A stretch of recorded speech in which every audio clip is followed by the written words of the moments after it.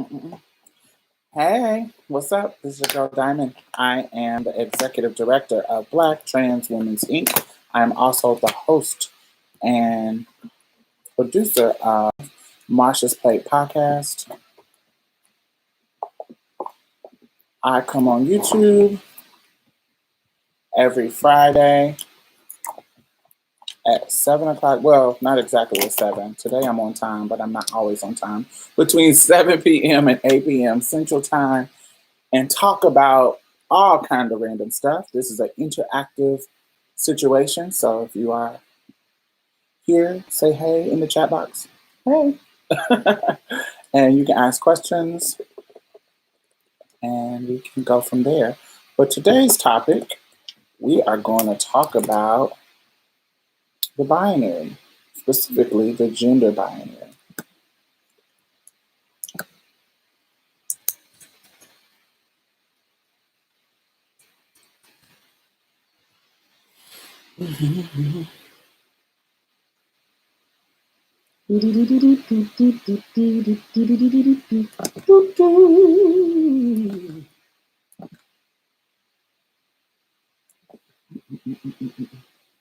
But let's check in. We give hey Vanessa, hey Lovable, hey Ungodly, hey Brandon, hey Will, how are y'all today? What's going on in y'all life? While we let people get a chance to come on in. Make sure y'all thumbs up as you enter the room. You don't have to, but if you, just in case you forget.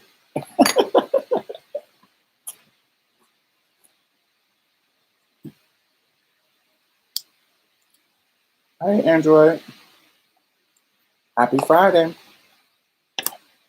While we let people coming in, I haven't eaten today, but I got me some Noosa yogurt in strawberry rhubarb. I don't think this is, wait, this is one of my favorite flavors. But I like this yogurt because it doesn't leave a weird aftertaste in my mouth. This yogurt is so creamy and so smooth. And sometimes yogurt, like Greek yogurt, it kind of it gives you that like chalky, that kind of chalky flavor. I don't like that. But this one, this Noosa, this doesn't give you that chalky flavor. This gives you just a creamy, smooth ass yogurt flavor. And I love it. I am eating dinner and contemplating starting HRT. Oh, yes. What are you eating for dinner? And if you're here at the end, I would love to hear what your thoughts are. You're contemplating it. So I wanted to see what's what's stopping you, what's pushing you forward. No, not right now, but later. I got 6,000 in unemployment and currently working, so I feel fantastic. Oh, that's amazing, Will. 6,000. Give me $1, nigga. Give me $1. But congratulations. Girl, this week has been a lot. This Friday gave me Tuesday vibes. I know. Ooh. Now Friday gives you Tuesday, child. That is a bad day. Fixing to start saving more and then invest. You know what? I invested at the beginning of January. I opened up a one second, let me get my phone. Oh, it's right here.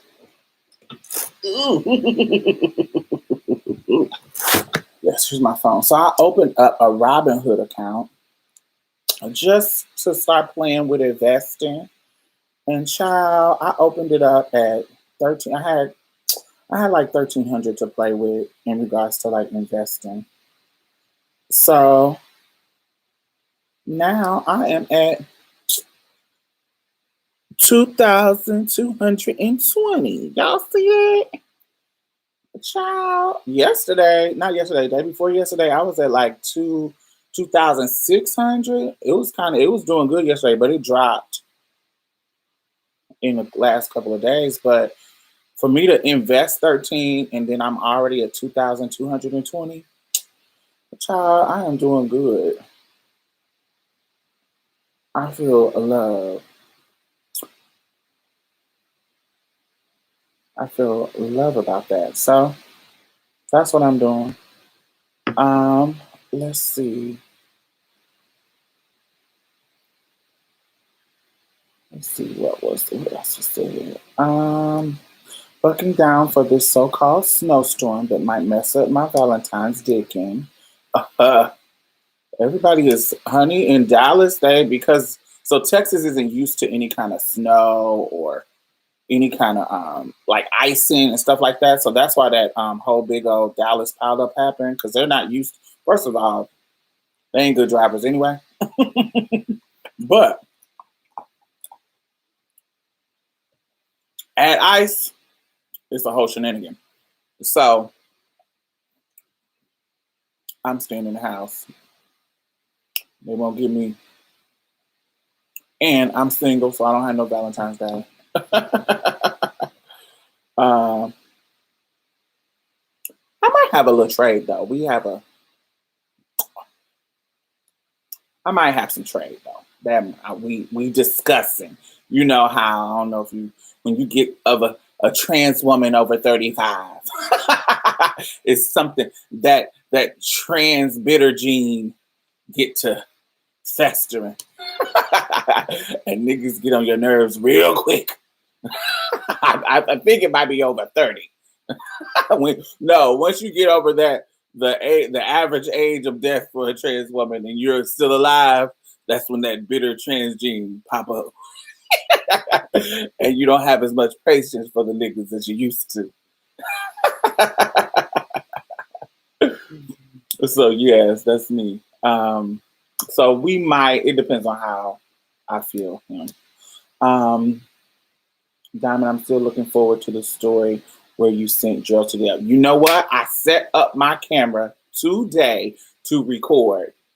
The damn battery was dead. So I charged the battery and got distracted. Went to the grocery store, bought some meat and some stuff to cook. And so I have it set up to record. So that is coming soon. Maybe like within the next, depending on when a week after I record it. As soon as I get a chance to edit it. But the camera is set up for me to record. So that is coming. Within think like a week. Let's see.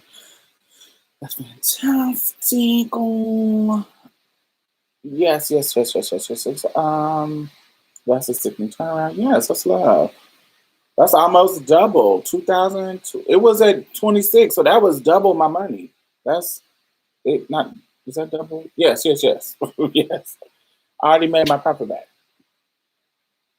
Down south girls get crazy when the snow. I read about a story where a guy killed himself from Robin Hood. It said he owed 230K, and I guess it spooked him, but he didn't actually owe that amount. What? Baby, there is nothing in my life. I was telling my friend this. We were having, and this might not be appropriate. Excuse me. It might not be appropriate in our conversation, but she was venting to me. And you know, sometimes when your friend, you are not your friend. You're not your friend. So y'all have two different mindsets. So when it comes to like killing myself or suicidal ideations, there's nothing in my life that has put me to the point. I don't care. Like I've been through a lot of bad shit, a lot, and I don't actually relate to suicidal ideations. So sometimes when people talk to me about it, I can, especially not in a professional setting. Like if I'm somebody's counselor, that no, I'm trained to be able to respond in a professional way. But if you're my friend and this ain't no professional setting, sometimes I can be a little insensitive. Sometimes I'm not a good person to lean on in that regards all the time. But she had said something about that, and I was like, girl, I literally can't imagine something in my life that could make me think about killing myself. There's nothing. There is nothing that I can see that happens. I could lose it all. I would just figure out the next step. Like, I don't know. I just can't imagine. There's literally nothing that I can imagine. Some terminal disease, some getting paralyzed. I just can't imagine thinking like something happened and I would be like, oh, the only choice I have is killing myself. That's not how my mind works. I understand some people's mind work like that, but for me, I just can't see it. So a fucking app telling me I owe them $230K, sweetie. Okay, girl. I hope, honey, I hope you find it. When you find 230K for me, let me know. So I can know where it's at too. Child. It's like, child. I have many suicidal ideation. I think it's at least once a week. Yeah. Yeah, I know some people, they suffer with that. I understand it from a professional standpoint, but not a personal one.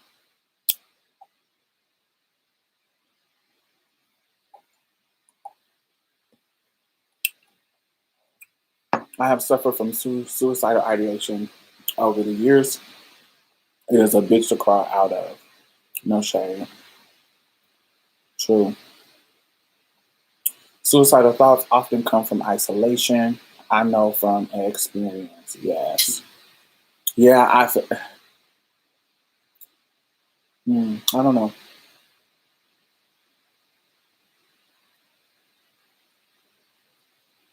Yeah, sometimes I be wanting isolation, child. I relate to debtors' depression too. Owing that money can be crushing.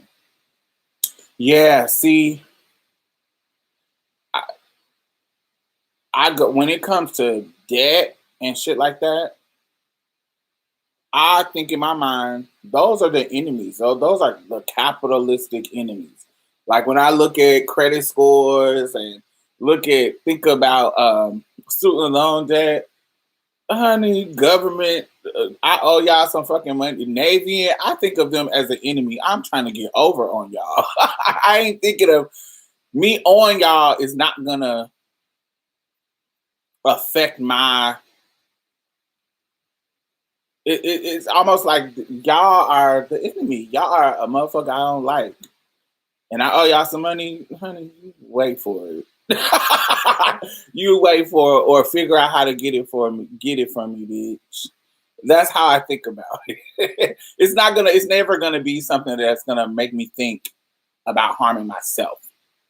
I'm gonna be like, you rich ass motherfuckers, y'all don't need my little money. Fuck y'all. Kick rocks until I can pay you back. Until then, fuck that shit. Get out of here. So I think of them like the enemy. So I don't think of them like a like I feel guilty if I owe somebody.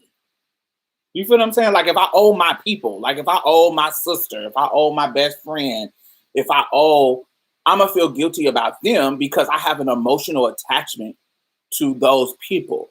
I don't have an emotional attachment to Robin Hood. I don't have emotional attachment to um, Navy. I don't have a emotional attachment to schools. I owe you $57,000 in school loans, bitch. Fuck you. You get it when I get it. I ain't using that damn degree anyway. Like I'm more. I can't be emotionally attached to shit like that. To non-human things. That's a corporation. That's not a human. Like a human, yes. Like if I owe my mom some money, if I owe my sister some money, if I owe somebody a human that I care about, then I have some type of guilt or remorse or shit like that. Hmm.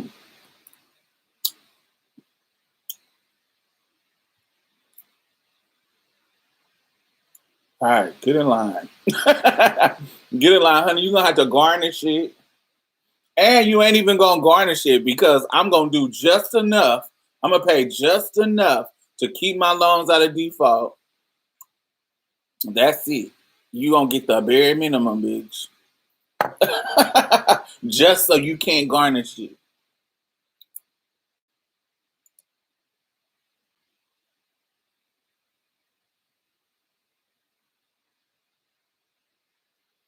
I hope they cancel. Well, they said they're gonna cancel. Well, they're trying to cancel 50,000. Hey, Miss Poe, they're trying to cancel 50,000. That'll be good for me if they cancel 50,000. All I owe is 25, 27. That'd be good for me.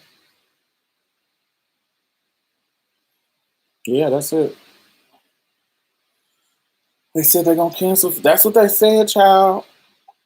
They said 50. Well, at first they said it was gonna be 10 to 25,000, child.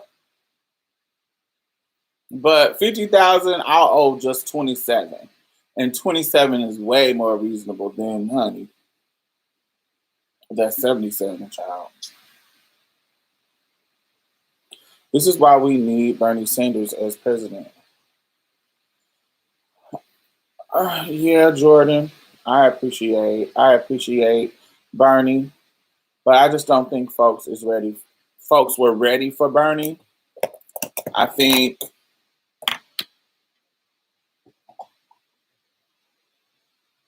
yeah, I think it's too many moderate Democrats, neoliberal Democrats.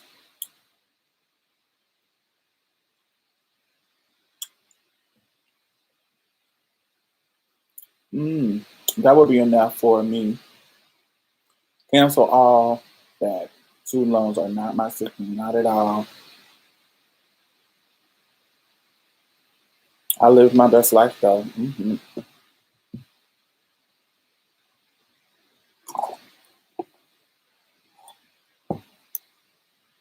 I'm about 55. When I'm done my master's, I'll be 70, maybe 75. I'm at 77. When I was done with school, I was at 63. But with interest and all that shit, I'm at 77. And I just started making enough money to able to give them something. Like maybe the past 5 years, maybe three, child. Once they started taking my little money from my taxes, I was like, oh no, I got to get these loans out of default because I need my little tax money every year.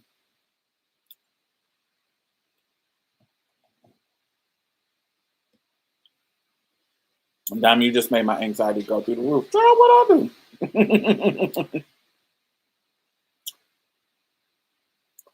That's what happened, honey. I'm telling you, that's what happened to me. Once I was done, I was at 63. And then, honey, the interest and all that shit took me up to 77. But I wasn't paying it, child. I wasn't giving them nothing. Since '04, child, I ain't gave them jack shit. So I was one of the people that was like, fuck them loans. I ain't paying y'all shit.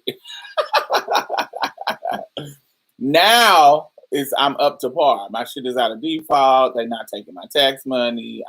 I'm in good standing. But for years, for about, for a long time.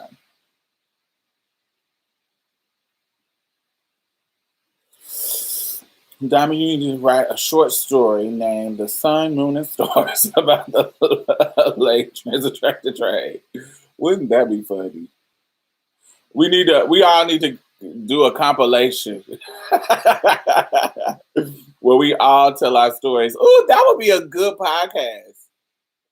Where we all, I'm gonna do that, Brianna. I'm gonna bring trans women on, and each one of us tell like a 15-minute story about a late ass nigga. I feel like that would be not only hilarious but entertaining.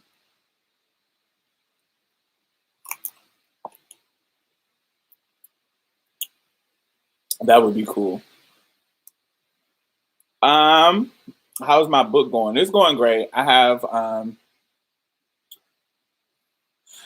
the shell of 16 chapters, the shell of it, but I fleshed out 4 whole chapters. I really just need some time to sit and do it, but I've been kind of busy because we're about to open up a house and it's kind of difficult. It's planning everything has been kind of difficult. So it's been kind of on the back burner.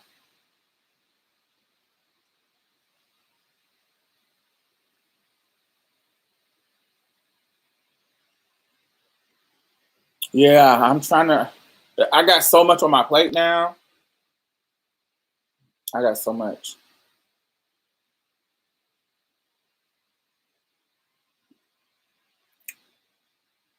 Mm. Mm, mm, mm, mm, mm, mm, mm, mm. All right, we need to start on the conversation. Have you seen Precious' book cover now? Who is Precious? I don't know no Precious.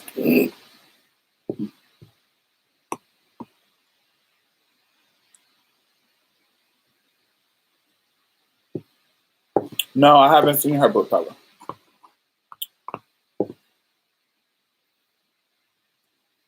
You know, there's some weird tea with that, right? With that situation.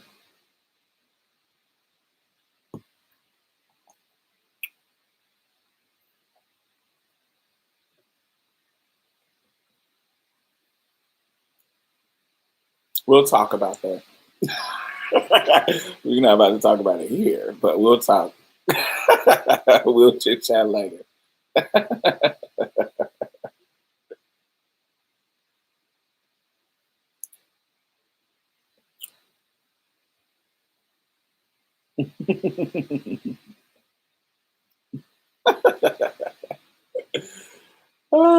So, all right. So, the topic, everybody who has been watching so far, the topic of this particular, this tonight is just all about the binary. So, I wanted to talk about that because a lot of things have been happening in regards to that have been triggering the fuck out of me when it comes to the binary. And yeah, I want to talk about it. So, I want to ask y'all, have y'all ever been in a situation where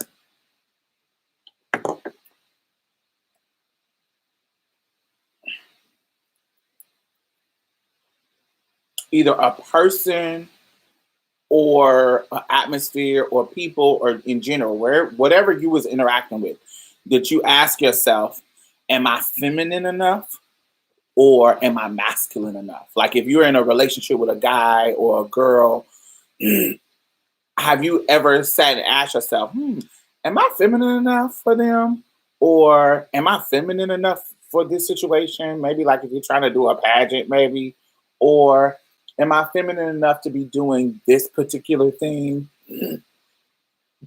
Is my style feminine enough for this particular event, or masculine. It's vice versa. Am I masculine enough to pledge this particular fraternity? What if I want to be an Omega? Am I masculine enough to be an Omega? Maybe I'm a little bit more feminine, so I might be a Alpha or, a Kappa, or I don't know. But am I masculine enough to be a Q dog? Like that type of conversation of anything. I don't know, in your particular life, have you ever asked yourself, were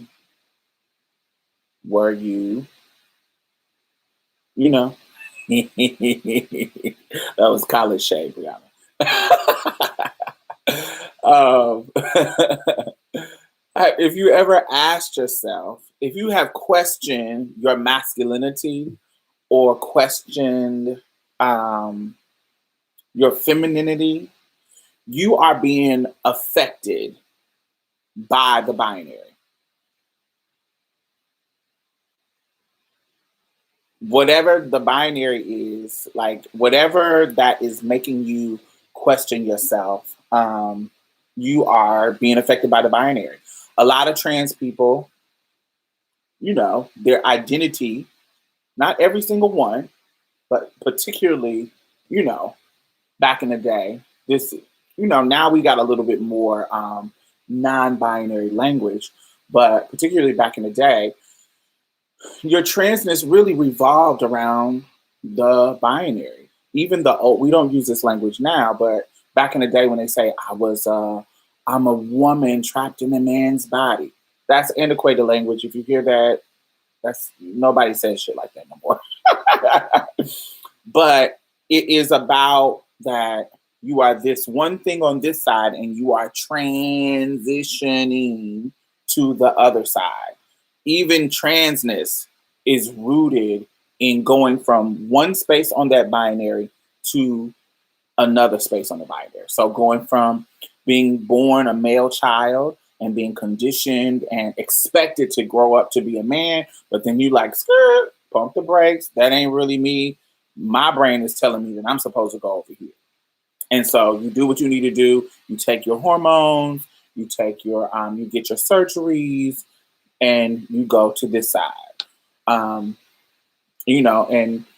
Everything is kind of set up in this binary way. So like trans men, they're on this side. I was born assigned female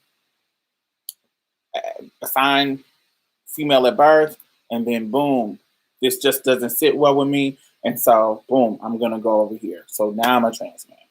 And everything is, just across these two points, man and woman, male and female, boy and girl. And so that and masculine and feminine. Big hands is my dysmorphia and my voice.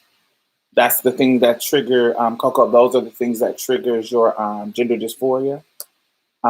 Is that what you are saying?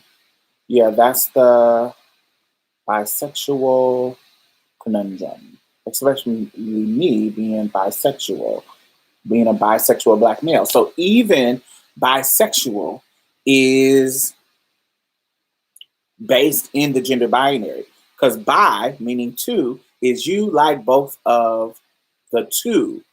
That doesn't really acknowledge all the things that are in the middle of where people could be. It's just, oh, I like men and I like women. And so anybody in the middle is actually erased by the language of bisexual, because you're only acknowledging two things with that language. So that's why you see now the language that we are being introduced to is a little bit more nuanced when we talk about non-binary, genderqueer, asexual, pansexual, demisexual. So those are we're getting more language. We're fleshing out as we explore gender and explore sexuality and explore identity and explore who we are, where we land in the world. we're coming, we are fleshing out more language. We are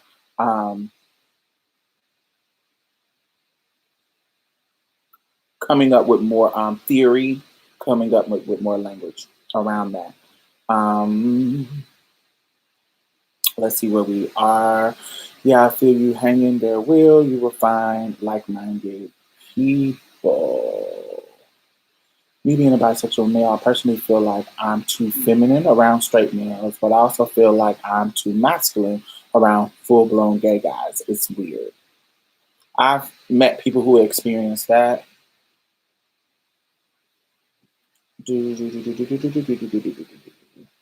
Thank you. I don't feel sad about it. It just feels like I can enter both worlds. It's kind of cool. Hmm. My not having long hair for some reason always associated long hair with feminine. Yes, there are markers when it comes to the masculine and feminine binary. There are markers, cultural markers, physical markers, um, that we have, like multiple markers, cultural markers, physical markers, all that kind of stuff that we have when it comes to what we deem is feminine, what we deem as masculine.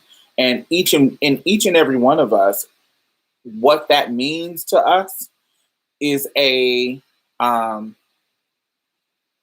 those markers are going to be different. So if I grew up in um, India, what I deem feminine and masculine is going to be different than if I grew up in Los Angeles, California. If I grew up in Hawaii, what I think is feminine and masculine is going to be different if I grew up in Queensland, Australia, because we all have different cultures, and so there are some things that overlap. Usually, long hair is associated with women. Usually, that's not all the time, but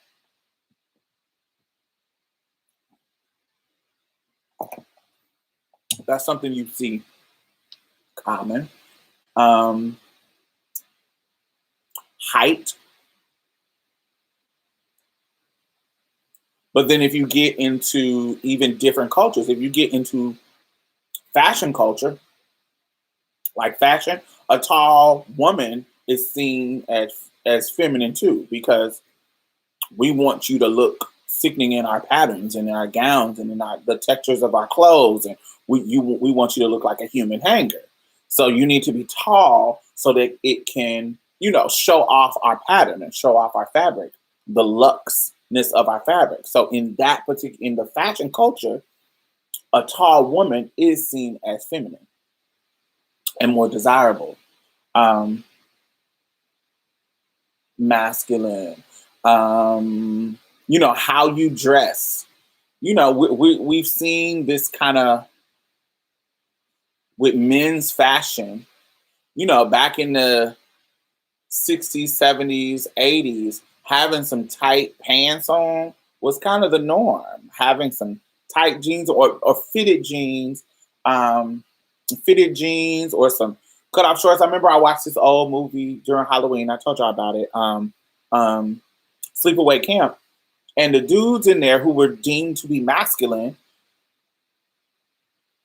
in the 80s, what they had on was masculine.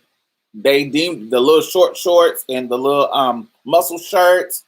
But if you put that on somebody now, it actually would seem like YMCA gay type of gay trope. and be feminine in our culture today. And then we went through the 90s, which started to be the antithesis of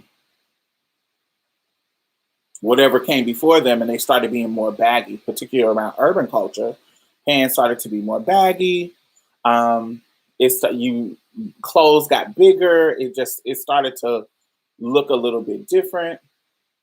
And then now that we're coming now from the 2000 on, jeans got a little bit tighter. When it gets to, the emo punk rocker dudes start doing the skinny, tight, little skinny black jeans. And, then it kind of transformed fashion, just like the gays always do. Gays always incorporate different fashion sense and different fashion styles. And of course, because the 90s was this big thing, this big baggy thing, you're gonna go and you gotta go to something different. And you're gonna go back to the more slim fitted fit.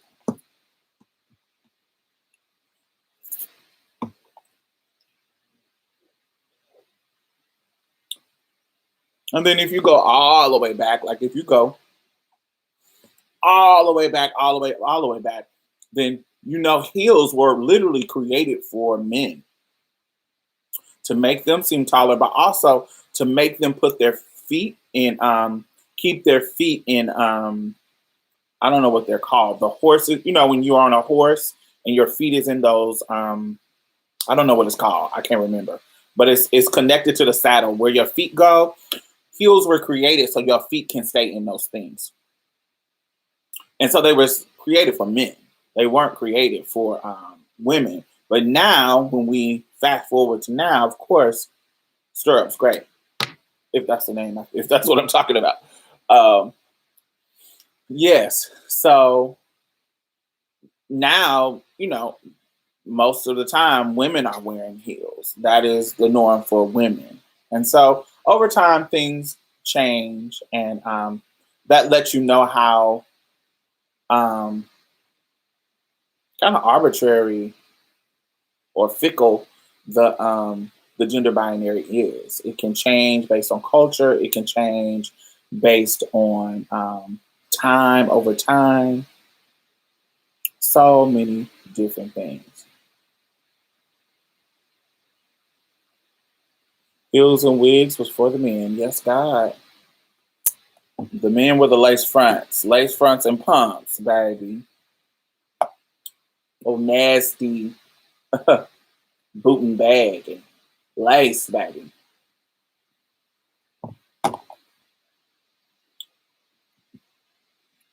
So, what we're coming in a stage now where people are challenging the binary, particular people who identify as non-binary, as an identity. And I find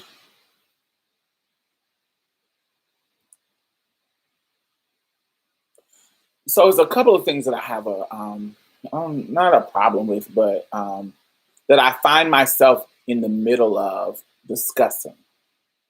So when I'm talking to non-binary people, I find myself defending unfair attacks on binary people.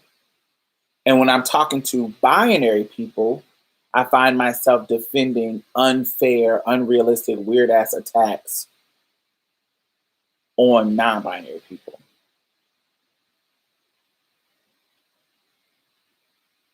Like, for example, the most annoying thing for me to hear from binary trans people is that non-binary people are taking up too much space. That is annoying to me because it is a lie. I feel that is a lie. I still see more binary trans people with platforms being featured way more than I see non-binary people being featured. Way more. Way more. Now, with the non-binary people, what I actually hate is I hate people. I hate people who feel like because I'm binary, I'm a part of the problem. My thing is, you can do you how you do you. If I like how I got what I got going on, let me like what I got going on. If I like looking feminine however I look, If I want to do however I align with the binary, that's me. That's how I want to do. I don't have no problem with it. It doesn't mean that I want you to follow the binary. It doesn't mean that I want that I don't understand your plight. I understand why um, dismantling the binary is important.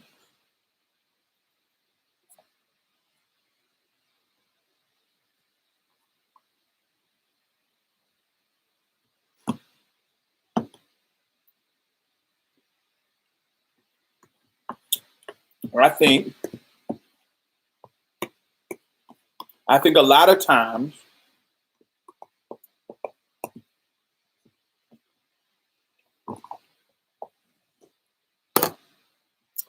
which is always strange. I think a lot of time queer people, trans, queer, gay, non-binary, whatever, when they, what's the difference between a binary person and a non-binary person? So a binary person is okay with how culture is when it comes to femininity and masculinity. I'm okay with the binary. I'm okay presenting my womanhood in this feminine fashion. Non-binary people want to, and you would have to ask a non-binary person specifically this, but what I'm to understand, they want to dismantle that, their identity. They don't want to be seen in that spectrum. They want to be wherever they don't want to see it as that linear gender thing. You feel what I'm saying? They don't want to they don't want to be seen in that linear kind of way. They want it to be more, like a blend um or not on that binary at all. Like where however they want to present, they don't want it to be some kind of weird gender thing at all. No, however they present. Now the problem that I usually have, okay, so both have nothing to do with sexuality. No, they have nothing to do with sexuality. This is specifically a gender identity thing.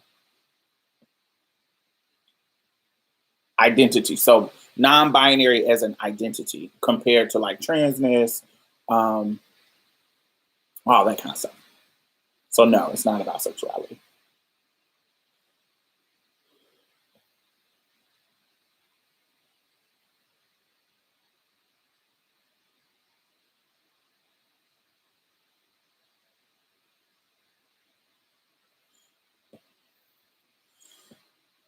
What I also see, for example, okay, so let's take it out of gender. Let's put, let me, this will lead to a point. Say that I am a young teenage black girl and I'm in a middle class family. I have a mixed middle class. I have a middle class family, and in some parts of my family, like are poor, lower class. So I grew up in this family that teaches me that you're gonna go to college. You are not gonna be one of them ghetto, low class hood rats getting pregnant at 10. You are not about to be some low level ghetto black nigga. And this is the messaging that she gets. So her whole life, she's trying to not be what they have deemed bad in the black community. Whatever that image of urban poor, lower class people is, the stereotypes of that. Her family is teaching her that that is bad, and you need to be something else. You need to go to Harvard. You need to go.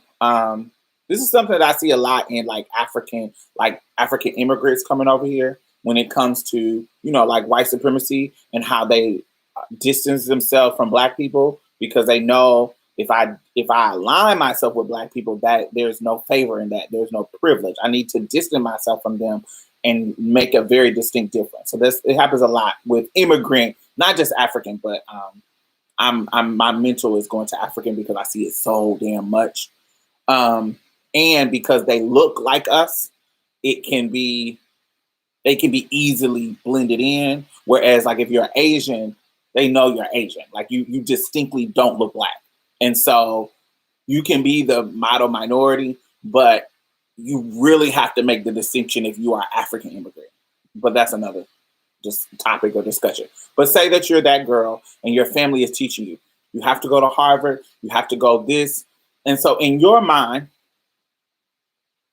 your whole life, your goals in life, your aspirations in life, your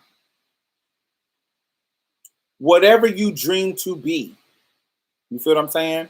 Whatever you dream to be is based on what your parents taught you was bad about the black community. And so there is ingrained, based on them, is ingrained shame in you if you don't succeed in the stuff that is anti that. So if we know that those stereotypes about the poor, working class, urban black community are rooted in white supremacy, okay? If I'm that girl and I'm striving for what is I deem as excellent, what my family deems as excellent, it's going to look like from the outside that is black excellence. I'm going to get my PhD. I'm going to get my law degree. I'm going to get this fancy big house that's not in the ghetto, that's in the white people area. Even though it looks like from on the outside, it looks like it is black excellence, my motivations is still white supremacy. Because everything that I'm doing is to not be these stereotypes that white supremacists, patriarchy, has set me up to believe is the worst of the worst. So even though this looks positive from on the outside looking in, my motivations is rooted in white supremacy. So even though I'm trying to fight for what is good, what is good, and I'm trying to strive to be this amazing person, my motivations are still rooted in white supremacy. My motivations are still being controlled and dictated by white supremacy, because I'm responding. All my actions are in response to white supremacy. I'm not actually free to do whatever I want to do, whatever it is. My life decisions are boxed in to be what white supremacists said that, oh, that's the bad black people. So I'm not really free. Does that make sense? Like my actions are in response to white supremacy. Do you feel what I'm saying? So now I want y'all to think about in that context. I want y'all why I'm bringing that up. Now let's bring it back to gender. A lot of times I see non-binary people, they think they are being out the gender box, but they actually are still in the gender box. They are just reacting in a way that's still gender. For example, let me give you an example. If I'm trying to say, oh, I'm breaking the gender narrative. And what I'm going to do to break the gender narrative is I'm going to mix heels and a suit. Put them together. Bam! Fuck you, non-binary. But you're actually not saying fuck you, non-binary, to the binary. I'm sorry. Fuck you, binary. You're actually not saying fuck you to the binary. You actually are still within the binary. You went and got some heels and a suit and put them together, and you're responding in a way that's still reactionary to the binary. You're not dismantling it. You're not really free. You're not really doing something that is out the box. You're responding to that binary. Does it make sense? And explain if I'm wrong. If this is just what it feels like sometimes. I'm like, for example, like there is a very popular non-binary point. At that point, they're only combining the binary together. Exactly, guardian angel. There is a person, a very popular non-binary person. They are their body. They were assigned male at birth. And so how their body shows up is the masculine. But they put on skirts and heels, lipstick and makeup, and they'll have their beard, all their hairy arms, hairy chest, hairy legs. But their clothes will be feminine. They will be in girl clothes. And so they are like, oh, this is my non-binary presentation. But really, you're just mixing up the binary. Your physical body is giving you the masculine because you have the beard and the hairy chest and the hairy legs and da da da da. But you're putting girl clothes on that masculine body, what's deemed to be masculine. And so it's still playing within the binary. You're just putting them together. It doesn't feel like you're doing something new or that you're free. Like it feels like in order for you to express that you're non-binary, you have to do the mix of the two. Does it make sense? And it feels like a lot of times people are not free from the binary. They just are reacting to it. Oh, I want to shake it up.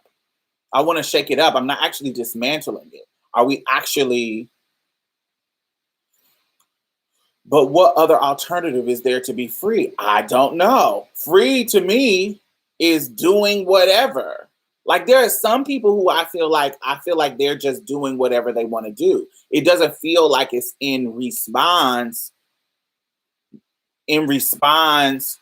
or intentionally trying to just mix them. It just feels like, oh, this is how I wanted to dress today, and it's not particularly masculine. It's not particularly feminine. It's just how it is. I'm not trying to shake it up. I'm just trying to do whatever I want to do. That's a difference between somebody saying, I'm going to do this I'm going to mix these two things. It feels, one feels, well, it's all performing, but one feels reactionary. Like it doesn't feel authentic. It feels like I'm just doing it to shake it up, but I'm actually just responding with the same binary shit. And I'm not free. It's just like that black person. I'm actually not free from white supremacy because everything that I do is to combat the stereotypes of the black people who I deemed or my family taught me were beneath me or they didn't want me to be. So everything is reaction to that. So I'm not actually free from white supremacy and able to go and do whatever I want to do. And I think it's the motivation. Okay, that's what I think it is, Isis. I think the motivation. I think it's the motivation. If your motivation is, oh, I'm going to mix these together and pop it up and pop the binary. I think that is where you're not actually free from the binary. But if you're just doing it because, oh, I like this together, just because I like these things together, it feels like that's more authentic. So what I notice, people gender me in whatever way, and I've learned to not force it and let them gender me however they see fit. That's another thing that I see too, particularly in people who are assigned female at birth. say that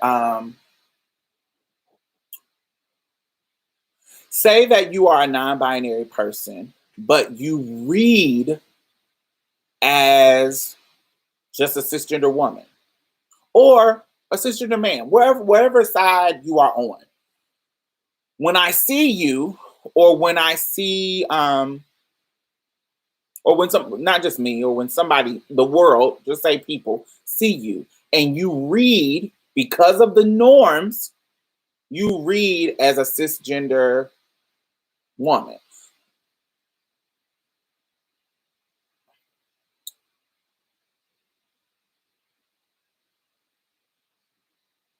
Sometimes I feel, how can I say this? This may be problematic, but we're working through it together. So correct me if I'm wrong. Um, and this might be a place of privilege, but I feel like it is unfair.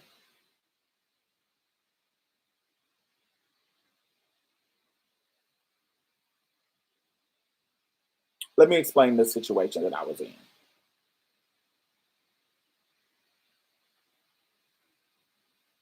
Black Trans Women's Inc., Black Trans Men's Inc., when we did our conference, when we first started it, it was binary as fuck. It was men and women, and we had two different tracks. But when other trans people who didn't identify with men and women came into the space, they were like, this is binary as fuck, y'all. We need to figure something. We can do better than this. And so us, being people who want to be progressive, who want to be inclusive, we like, oh, okay, well, we're gonna make a non-binary track. Let's those people who were calling us in about not being um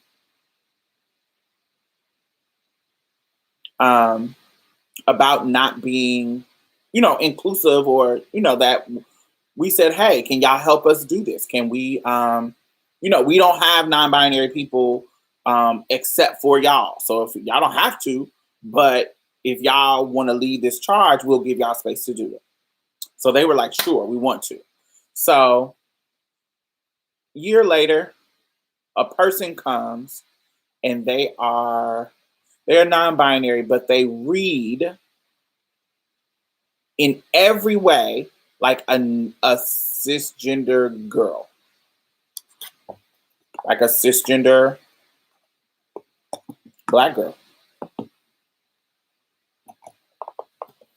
And so, although we had made space, and her friends, their friends, here I go, being binary trash as I am, their friends, although they made the space for them, they had like a complaint about how people were responding to them. And I didn't feel that that was fair, because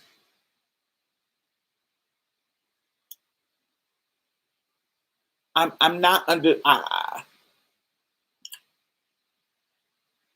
if and there are some there's some things. So if I see a trans woman that I clock or whatever, say I clock her, and when I meet her, it is clear to me that she wants to pass as a woman.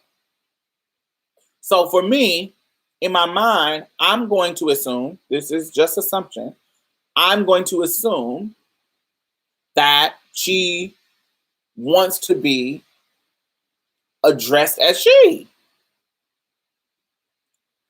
But if you tell me, for example, if you look like a butch queen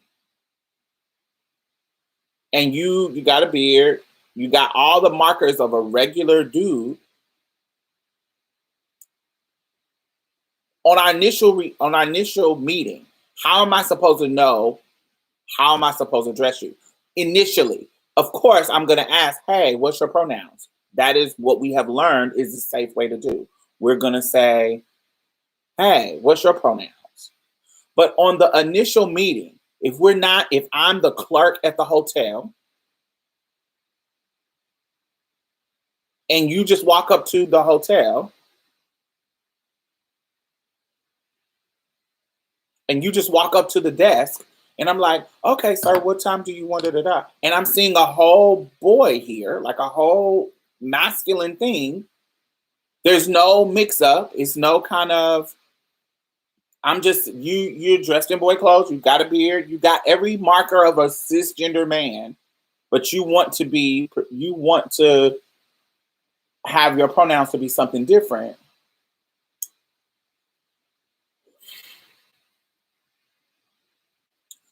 I don't think it's fair to think that everybody is going to do that. It's a privilege, but I should know the privileges I get when I pass as a hetero cis man as well. And there comes privilege in that. There does come privilege in that. There's a lot of people who they will say they're trans. Like there's this person in Dallas that I know, and they're taking on the trans identity. They are AFAB. They assign female at birth. They read as a regular lesbian.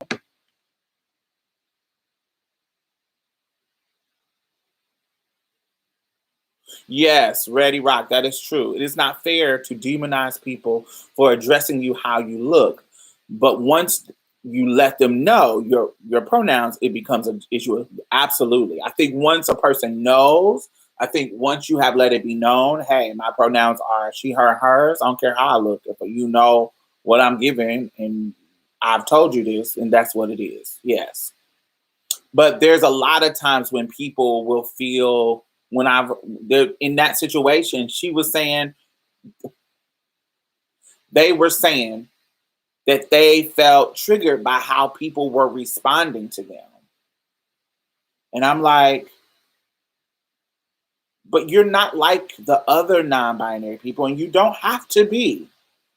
You read as a cisgender girl. You're not even reading as something in the middle. You're not even reading as something blended. There is no markers to trigger a regular person. There is no markers to trigger that I should respond to you in a different way. And that may be my privilege. It may be, but it just feels like it's unfair to no, I can't say that. I can't say that. I don't know. It just feels like that. I feel like it sets people up for it just sets people up for failure. Failure to acknowledge you the right way if your presentation is so normal, because this person's presentation was so normal, like a normal cis woman. Like I can't even give y'all like a very normal. It ain't even like any kind of. It didn't even look queer. It looked like a very.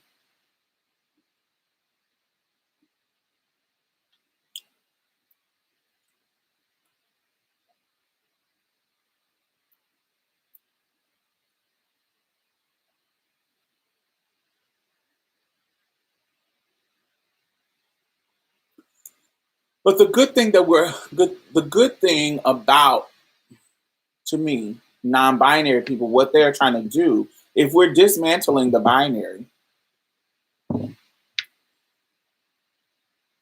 it might make some trans folks uncomfortable, but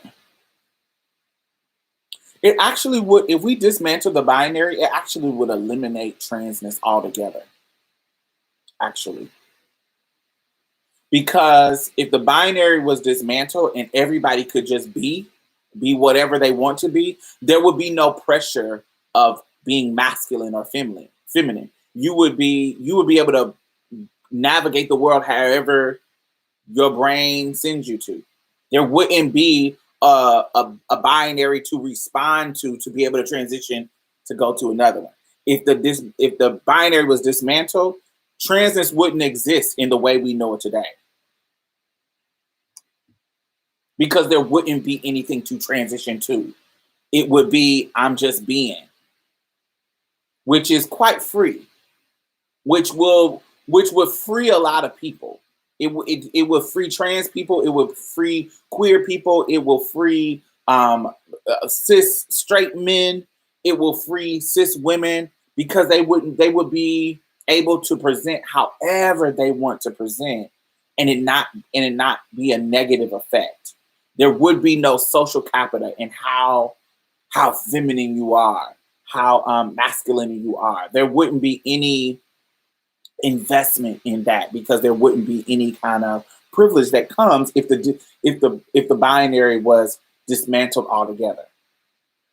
Now, idealistically, that is far away, but what Brandy and what Brandy and Whitney used to say? Impossible things are happening every day.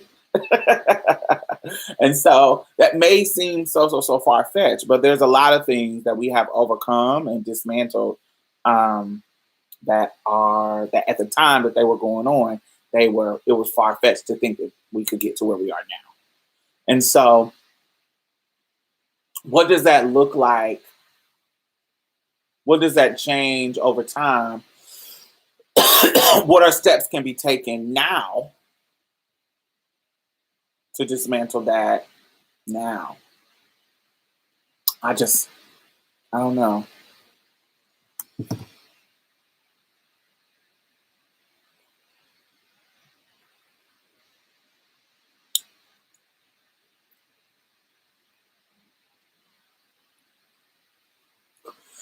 Also, this is another thing I see. Now, this is not all the time. This is another thing I see. Y'all get real selective about when y'all want to be included, non-binary folks. And so, let me give you a perfect example. There was say that I have a thing that benefits, say that I have a fund, and this fund is to help Black women. Okay. Now, it's my money, so I get to do whatever I want with my fund. But this fund is my altruistic. I want to be a humanitarian, but I really want to be specific about who I help. And it's particularly Black women, because I feel like they are marginalized and blah, blah, blah, blah, blah, blah. So when I first start this fund, I say, this fund is for Black women. Yes, if you are a Black woman, please apply, blah, blah, blah, blah, blah, blah. But then I start to get a shift, because I want to be more inclusive to some other folks. And so I say, okay, well, this not only included to Black women, because I know some people don't identify with women, but I want it to be inclusive of Black women, Black femmes, Black AFAB non-binary people, blah, blah, blah, blah, blah. So I start shifting my language, okay? I start shifting my language to where to indicate to people that this isn't just for women, but I'm giving you the inkling that it's on this side. People who are affected by misogynoir, blah, blah, blah, blah. Some people can listen to that, and if you don't identify with these markers that I have laid out, if you don't identify with woman, you don't identify with femme, you don't identify with trans, you don't identify with whatever the things that I said are the criteria for this. Some non-binary folks would be like, oh, I feel left out of this because I don't identify with those things. Because now I identify with non-binary, I don't identify with these things over here. But I want to have access to this fund because I was AFAB, or because whatever reason, I want to get the benefits of this right here. So I'm going to complain about, oh, your language around that makes me cringe. It makes me feel weird. It makes me feel uncomfortable because all it sounds white if I'm being real. The scenario that I'm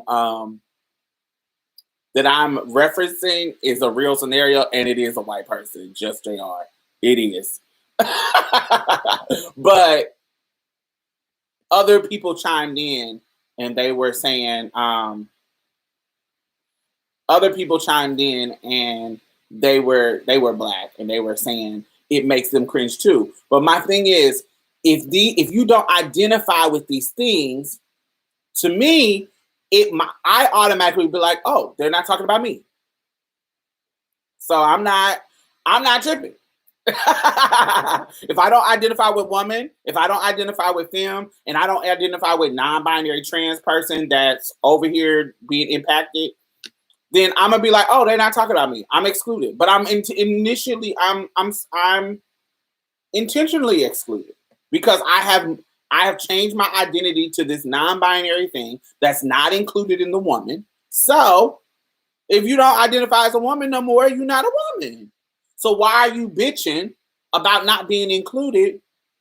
This is for women, or this is for femmes, or this is for blah blah blah blah blah. What about non-binary femmes? Cool. Then you identify with this. So you be this person. Why would you, if you don't identify with what's being said, then they're not talking about you. Why not just okay, well, this doesn't include me.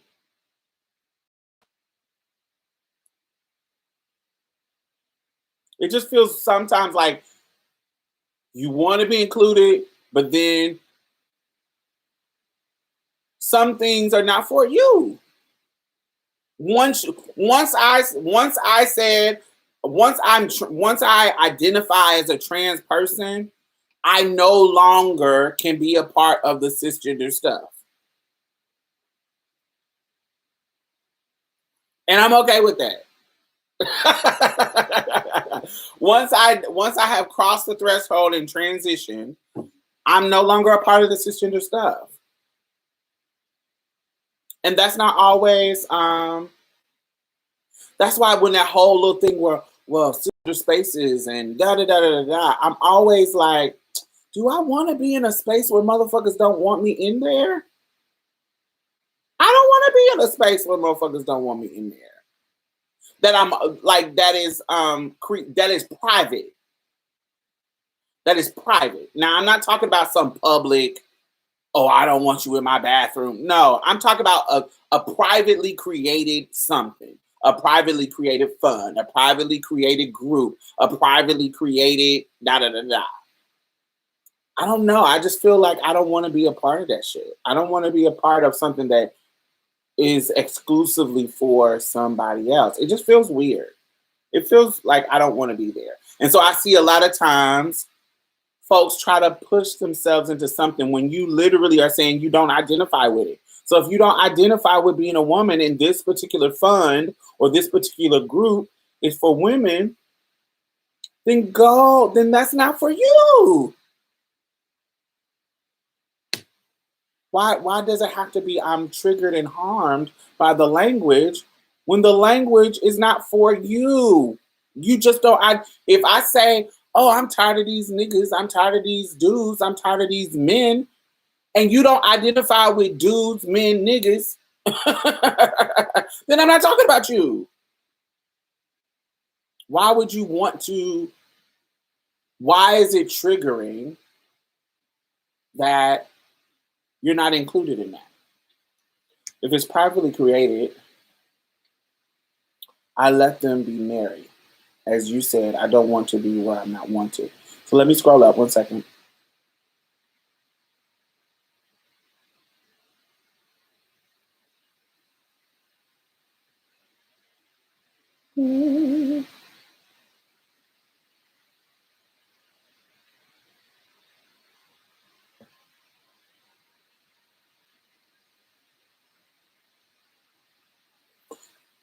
By trying to divide it up is where we all police each other. But sometimes in equitable situations, Isis, sometimes when you are trying to create equity in situations, things are going to be divided up. When I am trying to, if I'm an organization like me, I am an organization and I am trying to create equitable situations where I'm paying, like say that I create a panel and I'm trying to spend my money predominantly. I'm the executive director of Black Trans Women's Inc. I'm the money that we get. I want the resources that we get to go predominantly to Black trans women. So sometimes when I'm making equitable decisions, equitable meaning sometimes if I have a panel and it's mixed between cisgender and transgender people, I am literally going to pay the trans people on the panel more than the cisgender person. That is an equitable way of paying people who I'm hiring because I know that in the way the system works, in the way the system is, trans people are underpaid. So for me to be equitable, I have to pay them more than a cisgender person. You feel what I'm saying? So sometimes those categories, boxes, blah, blah, blah, the things that you're being pushed out of is because I am making an equitable decision. So if you decide, if you're a trans man, this might get me in trouble. So there are some trans men who I feel they are going to the privilege of being a man and they wear those privileges out. They live. They want to overtalk you like a cisgender man. They go and blend and not be activists. They go get their wife and lay up and be under the radar. But then when you talk to them about access and talk about shit, they want to claim their past. Well, I grew up as a Black woman, so I know that, but you're not a Black woman now. You are a Black man now, trans man. And so how you are navigating the world is as a man. And you are getting the privileges of a Black trans man. And if they're reading you as cis, you are getting the privileges of a cis man. If you're passing, that's what you are. So you are no longer experiencing the world as a Black woman. You did back in the day. So you can't claim those things now. You can't claim them.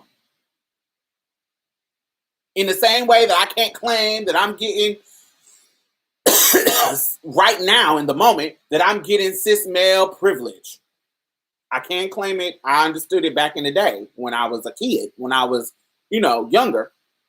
But right now, how I'm navigating through the world now, I'm not getting any cis male privilege at all.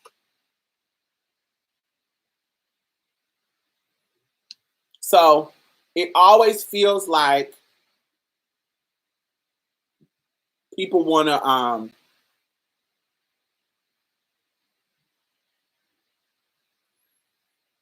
claim like they don't want to acknowledge, okay, you decided to be non-binary outside of the woman spectrum. Okay? So these things that are for women are not for you no more because you have transitioned to non-binary. And so I know you might feel like you want to have access to these things for the women, but you're not a woman anymore. You're non-binary. You don't identify with woman. So this isn't for you. I just don't understand. Sometimes I just don't understand.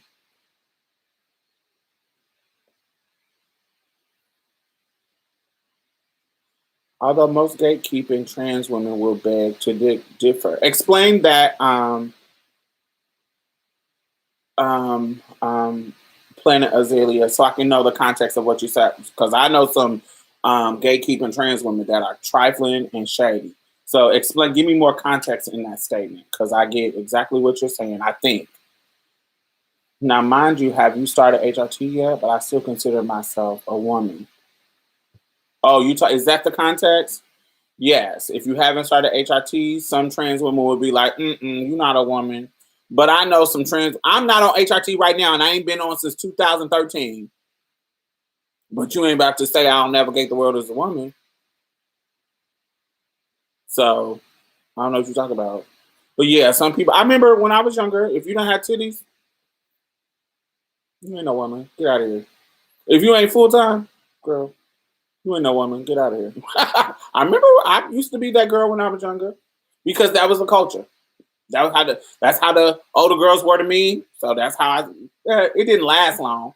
But in my teens or early 20s, if you don't have breasts, I felt like what I felt like is if you could go out the house tomorrow and you can be a boy and pretend to be a boy to get some kind of privilege, you ain't a woman. You ain't trans.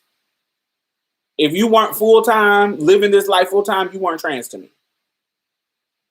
And I know some girls that are still like that. I'm not like that no more, but I remember being that. I remember it.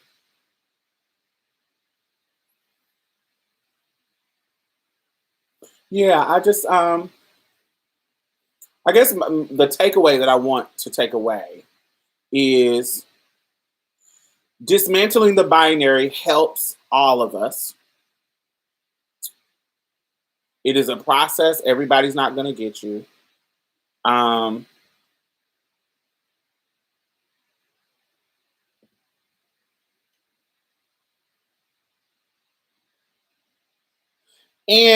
we got to think more expansive about.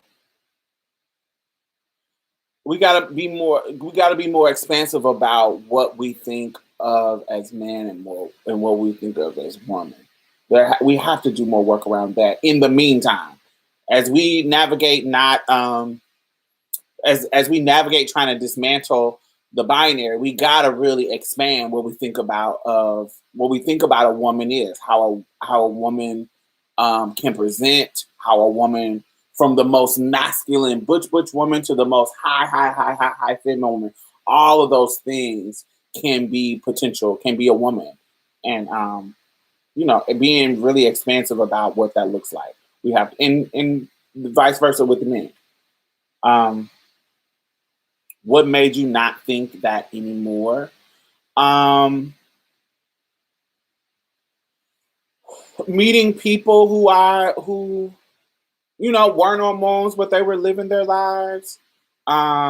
Meeting people who couldn't get on hormones because of other medical conditions that were complicating them, but they still felt trans on the inside. And so in order to survive, they had to work at Kroger's as a boy to get money to pay their rent. But when they come home, they get up in their stuff. And when they come out to the club, as they're living as a woman. When they are when they're any other time, they are presenting as the woman that they want to be. But to survive, they went into work a job. You know what I'm saying? As a boy, because I can't get on hormones. I can't get the surgeries because I'm either older or I'm I got a medical condition where I can't take hormones. It complicates things. And so I met people in those situations. And so how dare me, who knows, especially who has the politics that I do, how dare me judge them and say they're not trans just because they're trying to navigate their transness in a different way than I have to. You see what I'm saying? How dare me say they're not trans? I felt that was hypocritical of me, and I had to grow the fuck up. That's what made me change. That's what made me change my mindset. Meeting people, understanding their situation, and stop being anecdotal. Stop looking at every fucking thing about transness from my lens, because I'm not. Everybody can't do what I do. Everybody can't do what you do. Everybody can't navigate these systems that we're all navigating in the same exact way. We have various privileges. And so Understanding that is what made me change. But that's what made me change my mind about all types of shit. Not just that, but all types of shit. When you start learning about people's lives and becoming friends with people outside of your own personal experience and really being open to understanding other people's experiences and questioning it. This doesn't mean that I agree with everything or I understand everything. No, some shit I don't understand. It doesn't make sense and I don't agree with it. There's some shit that's weird to me. That's like, no, that's not thought out. I think you're being shady. Or I think you're being delusional. Or I think I think you're just making excuses for yourself. I think you're being shady. I think you're making excuses. I think that you are just being problematic. There are some things that I'm like that about. And I don't need to understand them. And I'm like, okay. And I'll be dismissive or I'll be like, I don't understand it, and it seems weird, but do you? I don't present it perfectly, but there are some things that I'm like, okay, I get where I was the problem back in the day. Let's see. I mean, I still want to transition fully, but I'm not going to stress it. Yeah, transition on your own pace and on your own time, however you want to do it. And and that's what we talking about, dismantling the binary. Wherever you are right now is okay. That's why it's important to dismantle this shit. Because what it's making people feel is, if I don't got these surgeries, if I can't present, if I don't look like Amaya Scott, if I don't look like Janet Mock, if I don't look like Barbie the doll, or I don't, whoever the pretty girls are, if I don't look like them, then my transition is a failure. And then that makes people spiral into the depression and then have those suicidal ideations because they don't fit this standard. But if we didn't have the binary at all, they can just be. They wouldn't have pressure to transition. They wouldn't have the pressure to go from here to there. They wouldn't have pressure to do any of that. They would just be like, oh, where am I at now? Where do I want to be? Where I'm at now is okay. If I want to switch it up later, cool, that's okay too. Whatever it is, that's why dismantling the binary is important. I think you should respect those private spaces the same way you would want people to respect opportunities for yourself. It's not okay to feel entitled to every resource geared to specific groups. Yes, it is not. That part, ready? Like, That's low key me right now. Or can't afford healthcare that would cover the hormones. Yes, absolutely. That's quite important, particularly as a Black trans person who is disenfranchised from many of resources. And so thinking everybody has the equal access to hormones, particularly like if you live in states like New York or states like California or just states with more progressive healthcare. There's some people in the South, like in Mississippi, in Tennessee, they don't have access to fucking hormones like you do. So you could be looking at them like, bitch, why you not on your moms? Bitch, because you got Kaiser over there in California handing out hormones like fucking candy. Like the penny candy lady. Everybody is not in the same position that you are in regards to privileges. It's just not.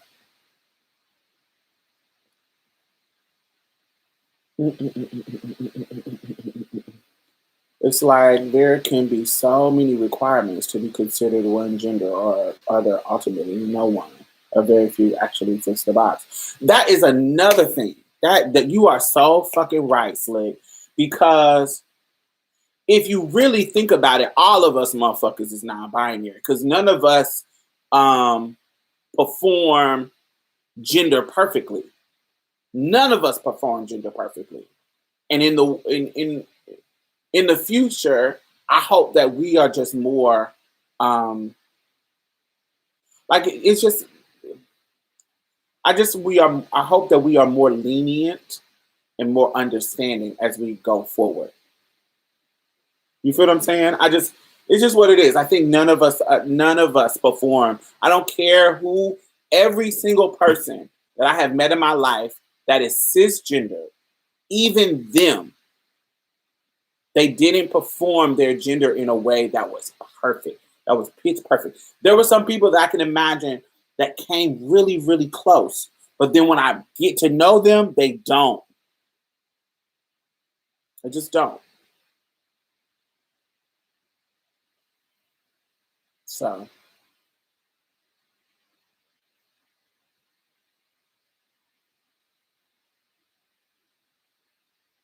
it's about letting people be free. And yes, I think we should be asking people, yo, what is your pronouns? Because our assumptions does not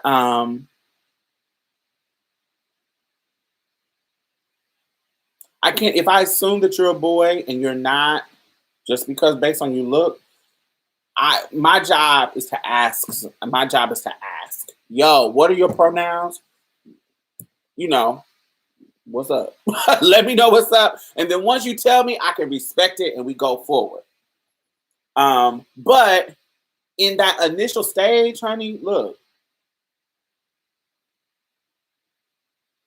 you can't make people feel guilty for reading you if you're fitting a normal norm.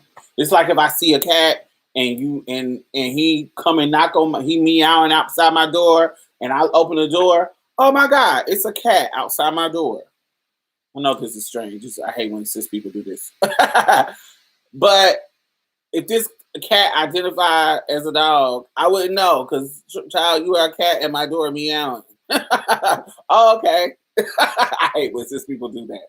But that's what I mean. It's like if you are giving me a normal woman and I think you're a woman, just because you fit all the norms, I'm not going to know. I'm not going to be able to tell. I'm not going to be able to.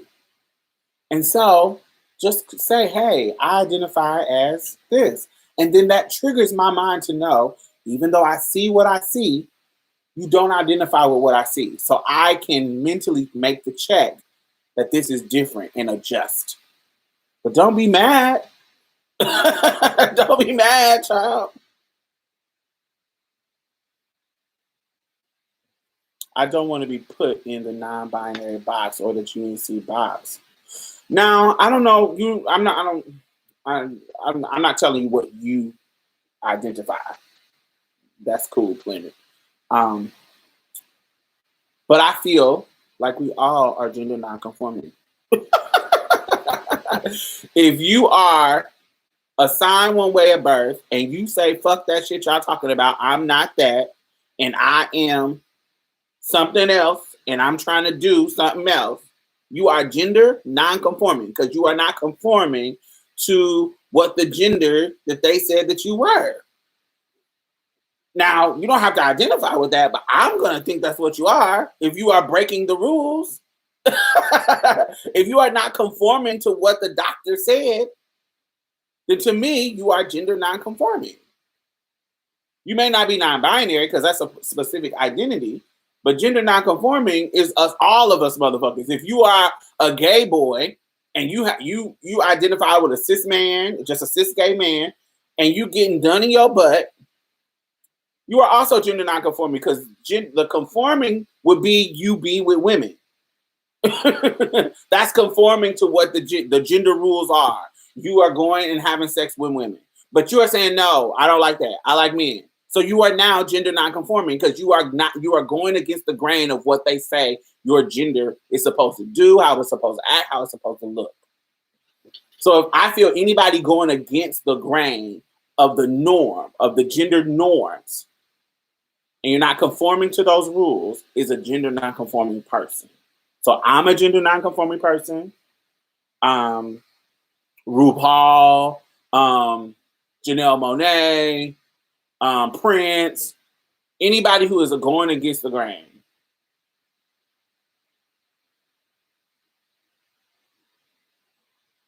To me.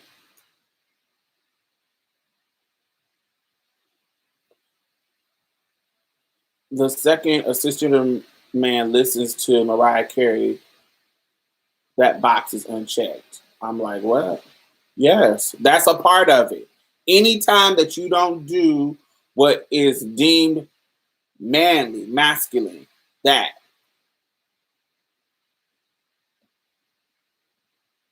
Soon as you bring some flowers in your house just to have something pretty, you have just now unchecked the box.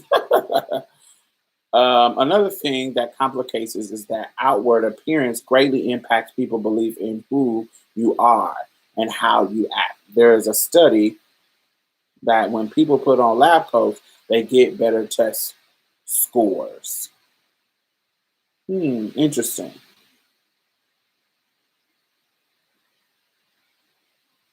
We definitely know how the people who put on the lab coats, you got to send me a link to that so I can read it.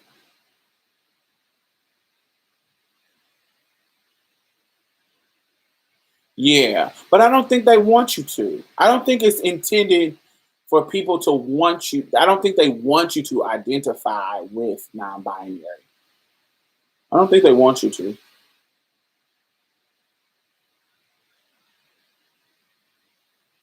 Well, I hope they don't. Well, all right, we are at 1:36, so that means we got a little bit less than a half an hour. Y'all know the last half an hour I let y'all just bring up stuff. What do y'all want to talk about? What's on the mind? What's on current events? What y'all want to talk about these last 30 minutes?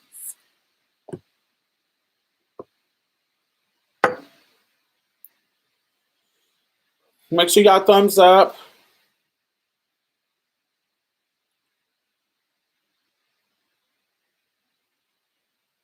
I'm transitioning, which means change. So I want the outside to match the inside. Yes. So you sound like me, like a stereotypical trans person. I went from being assigned male at birth to now I'm navigating the world in my womanhood, and this is how I'm gonna be. I'm okay with long hair, short hair, however long as my body. I got my boobs and my hips and my booty, and I'm presenting as a black woman. I'm perfectly fine with that. In the binary. Hey Zoe. Thanks, Will.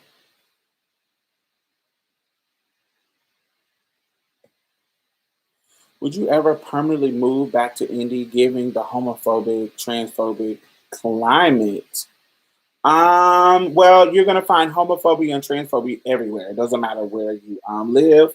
But I would never move back to Indy because Indy is the butt crack of the Midwest. It is a abyss of depression, cold, lack of resources, abyss of lack of opportunity. It is sad, dismal, depressing, and I would never live there. Yeah.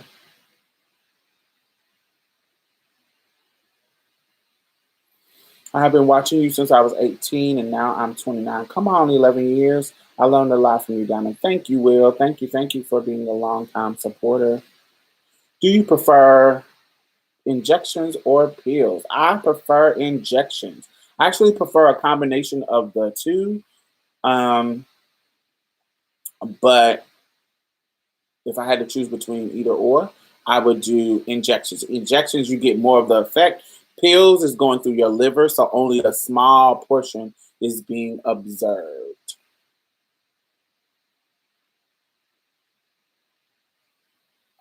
I want to discuss the topic about trans wanting to join cisgender sports. I have talked about that before, Ready Rock and other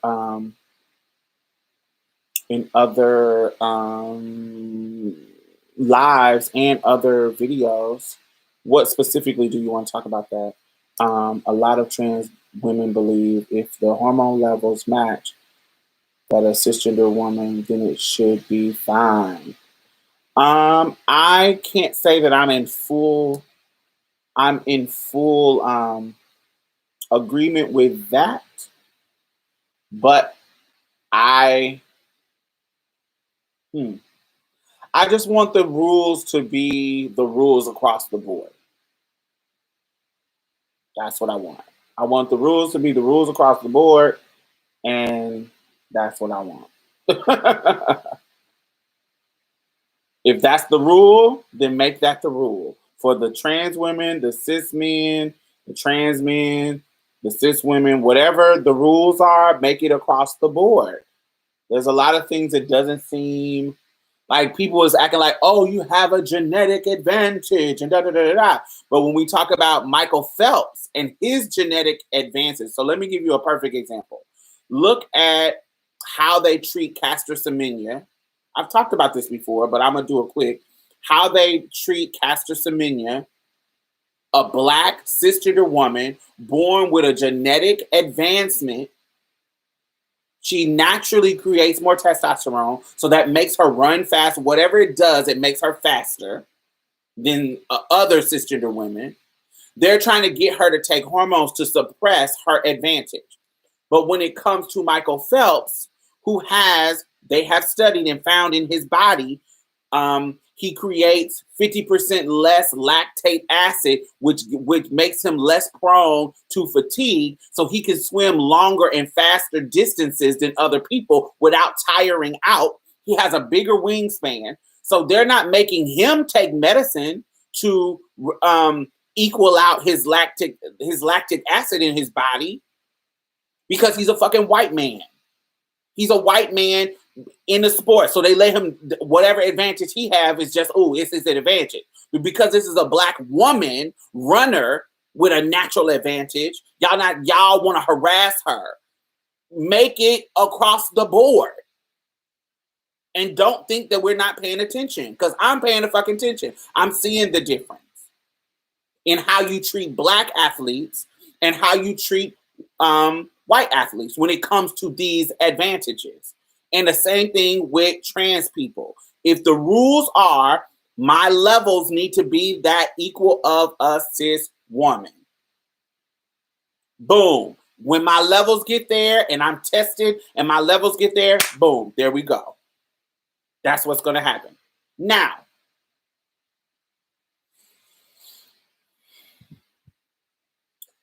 if I was making the rules, that wouldn't be a rule that I would be quick to vote to make it the rule. Let me say that. Because it gets real shaky to me. I'm not one of them trans people that's all on board with trans people engaging in sports without regulation. I am not one of those people, because there is sometimes that I'm like, nah, bitch, it looks like you just came, you playing rugby with the cisgender girls, and it looked like you just came from playing rugby with the Romanians, sweetie, on the boys' team. You looking like you ain't been on hormones but 2 weeks. And you 6'2", muscle bound, playing with these cisgender girls. That's when it gets shaky and weird to me. It gets real, thank you, Brandon. It gets real shaky. It's like, come on now. But also what you got to understand, first of all, most trans women ain't trying to get in sports, but say the one that are, it's been open to trans people for decades and nobody has come up and dominated. No trans person has come up and dominated any sport. So, for me, I've talked about this before. I feel like I would love to see, I don't want to see things ungendered in sports. I don't want to see that. I understand the category. I understand that. But I would love to have a category. You know, you can gender them. Like you have the women's track team and the men's track meet. Okay? But I would love to have a race that happens that all come and run. because I'm pretty sure there is going to be an overlap of where some women outdo the men and some men underperform. So there's going to be that gray area of women who can smoke some cisgender men with the right training. And there's going to be some men that are not going to be able to beat them. And so I would love to see that. Kind of like when we talk about when we do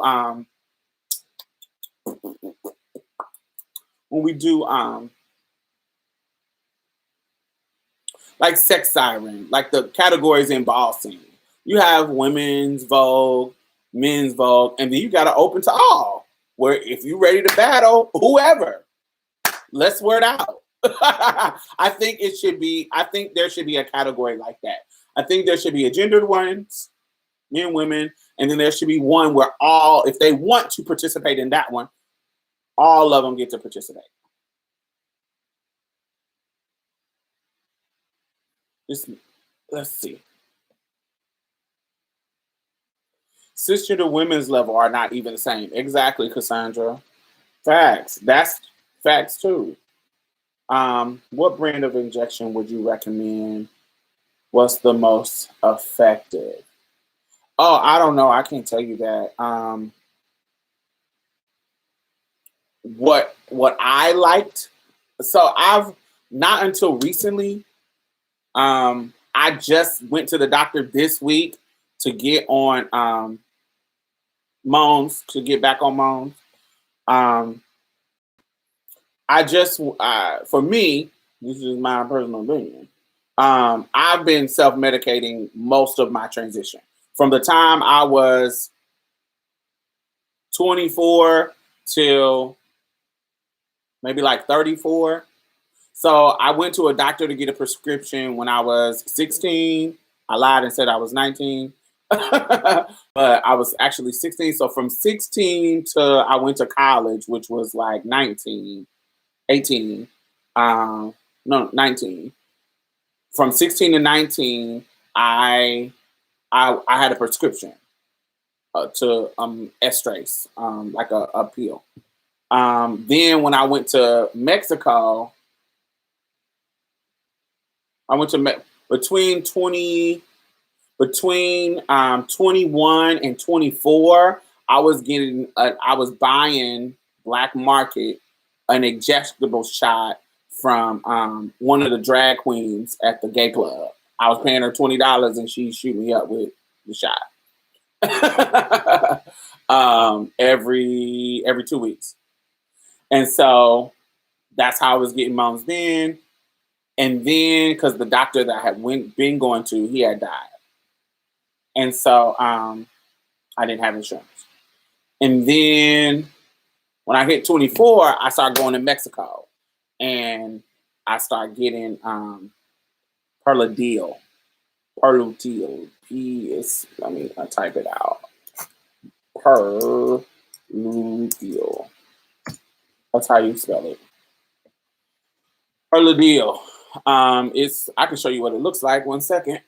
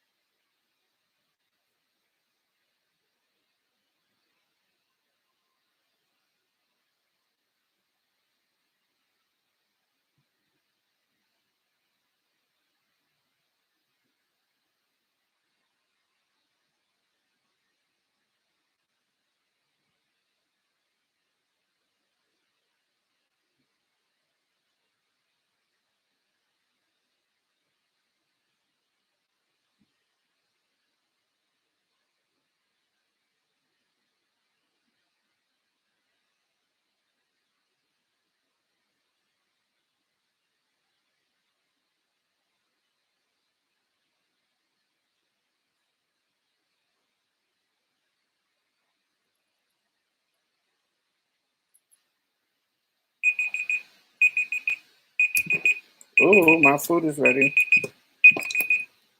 Ooh. 1 second.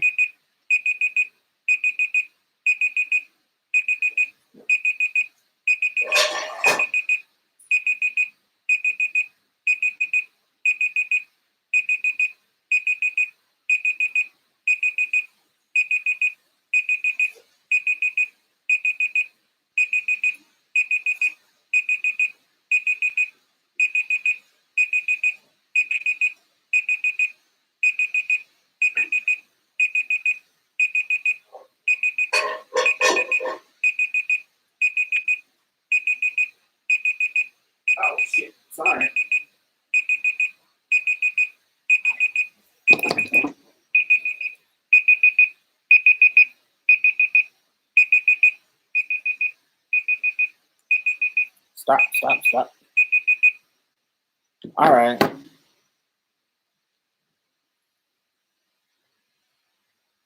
What is in my thoughts tonight? It's cold as hell. So these are what I normally take back in the day. So I haven't been on hormones since 2013. But when I was, for like the 10 years that I was self medicating, I was taking her little deal. Hey, and this is how they look.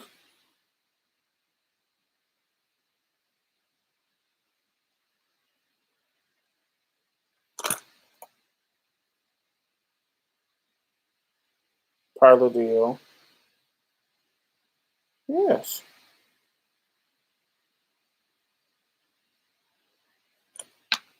I have so many, but they're expired, so I'm scared to use them.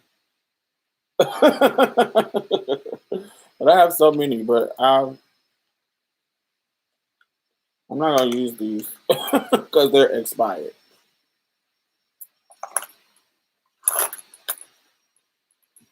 So,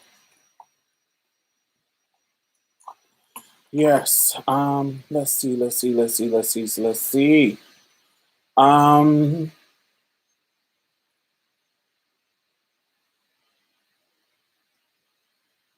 yes, but men don't want to be seen publicly being weaker than women. That ain't going to help their narrative of gender. Yes, right. Who else got an Amber Alert? I did not. That wasn't an Amber Alert. That was my roast is in there, and it's timed. Oh, oh, my brother, he's starting a podcast. My little brother, and he got all his equipment. I'm so proud of him. What natural hormone supplements? I don't know nothing about natural hormones, child, other than soy. So if you like, if you want something natural, drink soy milk and soy. Soy has a lot of estrogen in it, like butt enhancements and breast enhancement supplements. As far as like something you take, I don't know nothing about that. I'm out for going to get surgeries, child. um, Diamond always look good, but she says thank you. Um, you have any suggestions on injection sites or techniques? I always take mine in my butt, but I know some people that take it in their thigh. I know some people take it in their arm, but I always take it in my butt. I actually have a video on my channel of me taking a shot. So it's old, but that's how I take it.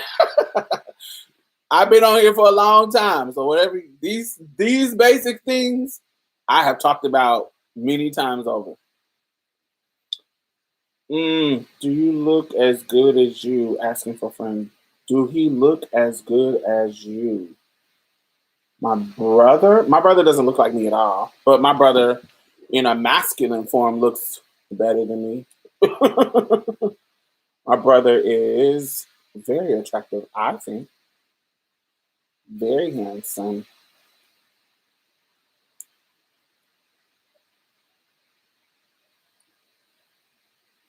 Let me see. I have a picture of him.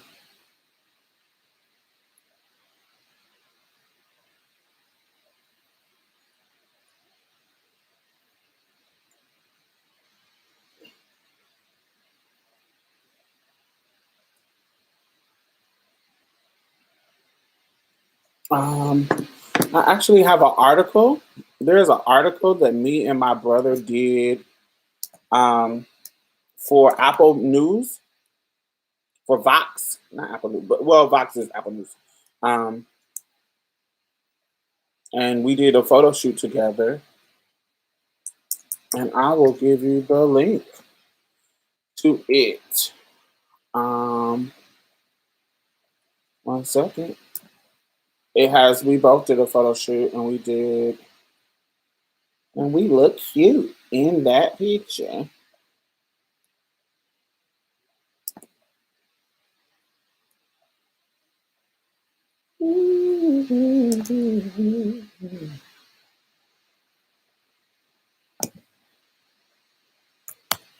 We were featured. Mm.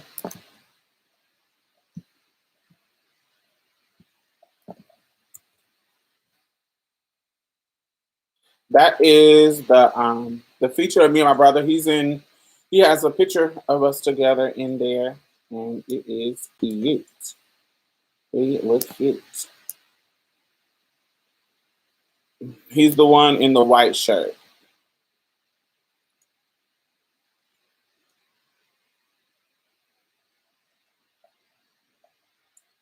Yes, with me.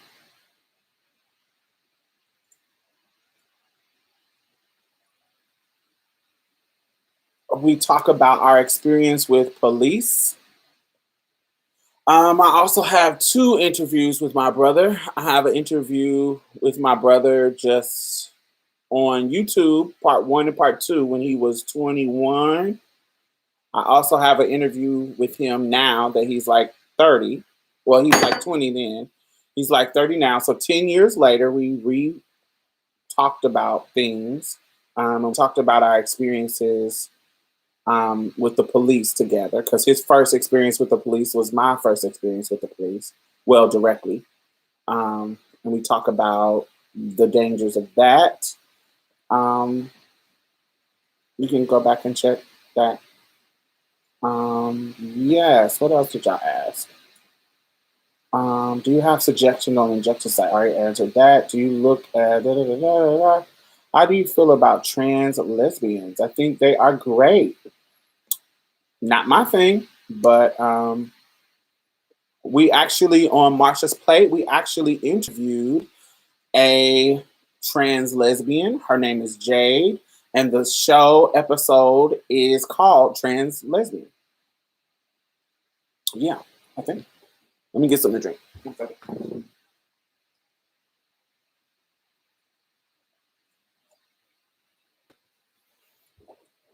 Yes.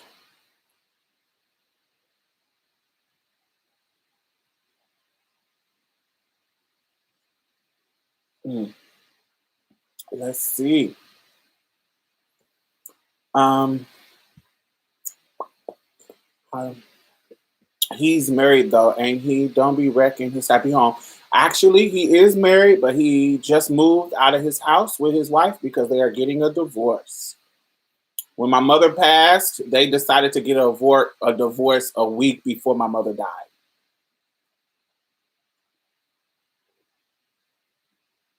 So he's actually on his bachelor fuck these hoes. Because my brother is a really good dude, and they got a divorce just because his wife is financially irresponsible, and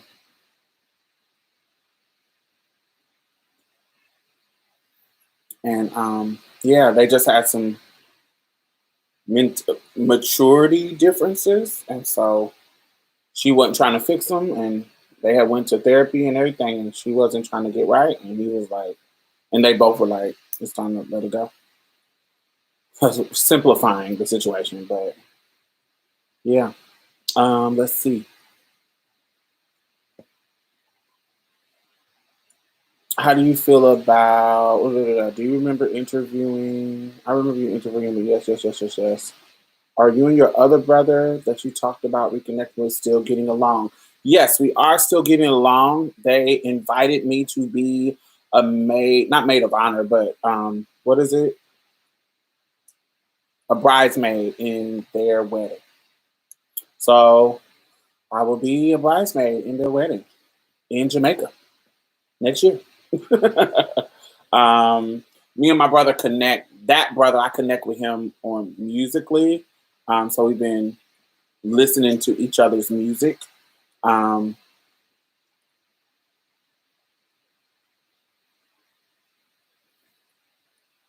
he randomly sends over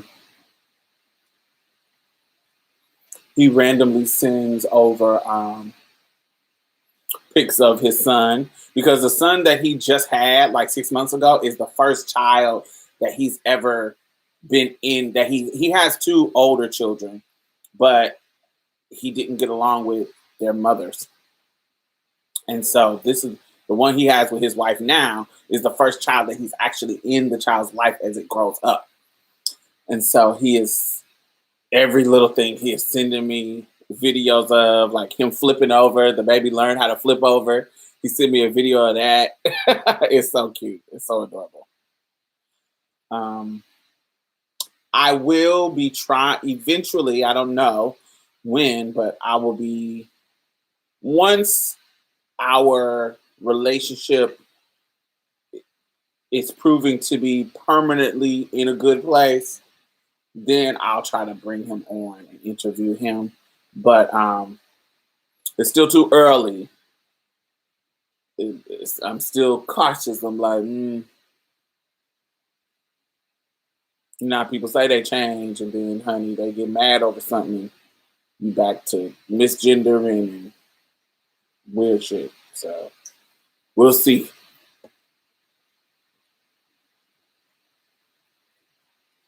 Let's see. How have you been handling the pandemic? Okay, we're at 2 hours. Let's see. This will be the last one. The pandemic has been amazing for me. I made the most money that I have ever made in 2020 in my own business, not just, I'm working for somebody. I'm literally, it's the first time that it's my own business. Like, I'm running my own business. My podcast is my business. And I am, contracted as executive director for Black Trans Women's Inc. And so this is the first year that I'm doing things that I love to do. And it has actually been a blessing for me. It has not harmed me in a financial way. I am also already isolated. I am an isolated person. Like, my self-care is to de-isolate. Like, I love being by myself. I love being at home, watching TV, on the internet, by my damn self. I like going to the movies by myself. I like to go out to eat by myself. I like to do shit by myself. I'm one of the people that is not ashamed of going to a restaurant by myself, to the movies, library, wherever. I'm okay with being by myself, alone person. That doesn't trigger any depression. That doesn't trigger any loneliness. I'm talking about me. I'm talking about me. I'm not talking about nobody else. But I feel like, for me, loneliness is a sign of low self-esteem. I don't have low self-esteem. I feel like I am comfortable with who I am. So being by myself, I find joy in things that I like to do. Alone, I don't feel alone unless I'm fucking feeling low self-esteem. And this is me. I'm not talking about somebody. I'm not analyzing anybody else. I'm analyzing me. So when I have a high self-esteem, which I usually do, I feel good about myself. I'm confident. I don't think I'm better than anybody else. I think I'm confident in who I am and what I like, and things that makes me find joy. So being by myself doesn't make me feel lonely. I'm alone, but I'm not lonely. I hope that makes sense. And so this staying in the house shit doesn't make me feel disconnected. Now, the problem comes is I have to, for me, to create authentic friendships, I have to get out the fucking house and spend time with my friends, because just because I'm okay with being alone doesn't mean that my best friend Vanessa doesn't need me to hang out with her. Do you see what I'm saying? Because she feels shitty staying in the house. She's one of the people that feels lonely. So she has to come out of the house and hang out with people. So I have to be available for that. I don't have to, but I understand that about her. So I have to go out with her sometimes, or my other friends. Or I usually use traveling as my like self-care. Ooh, I traveled to this conference. I traveled to see, this is how I socialize, through traveling. And so, and I have traveled during the pandemic. I have traveled to Palm Springs. I have traveled to Santa Rosa. I have traveled to Indianapolis this past. So I've seen people. Um, I was locked down until July. From March to July, I stayed in the house, but I couldn't take it no more. I need to get out. The cruise was before. The cruise was before the pandemic. Before the pandemic, the cruise was for my birthday, so it had nothing had locked down yet. So that was the end of February, and so when I came back, 2 weeks later, we locked down in March. So the cruise was, I think, before it. So I traveled in January to the Creating Change in Dallas. Cruise at the end of February, beginning of March. Lockdown from March until July. In July, I flew to me and my friends, my trans friends. It was only four of us. We rented a luxury $3.7 million Airbnb, and for the week. And it had saltwater pool, heated jacuzzis. It was love. So we needed to get away. So that's what we did. Same thing happened in, recent times it was work related, but still we rented out a nice little place. That was Hawaii. No, Hawaii was the year before. Hawaii was 2018, I think.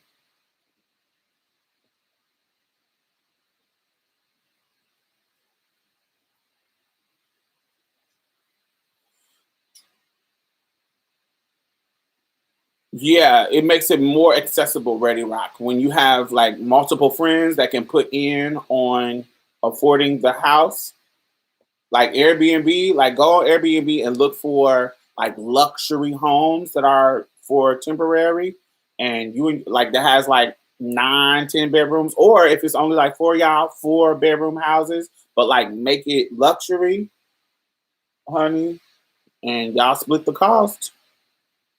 You can live like the rich people for a week. But yes, Hawaii was in Hawaii was in 2018. That was October 2018, I think. Yeah. But that was work. Hawaii also was work. That wasn't vacation. It was vacation because it was fucking Hawaii, but I was paid to go there.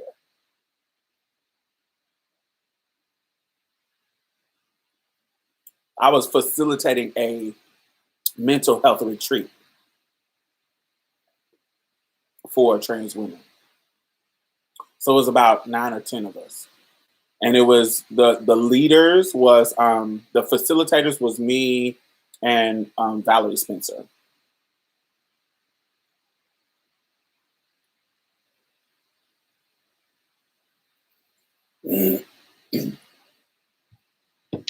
Yes, it actually was. Let me see if I can.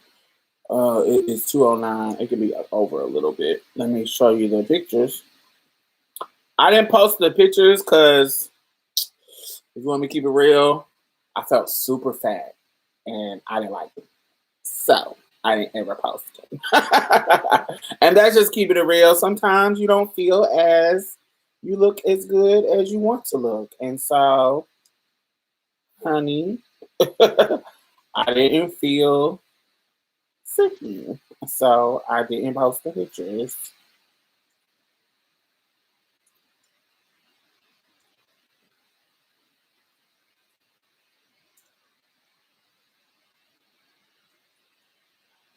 Mm,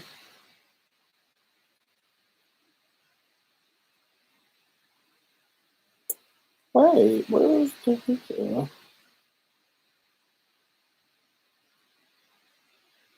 Oh, this is a cute picture. This is me and Valerie. Oh, let me cut the light up so y'all can see. This is when I first cut my hair. Yes. We were headed to the beach. I don't know why is it not zooming in.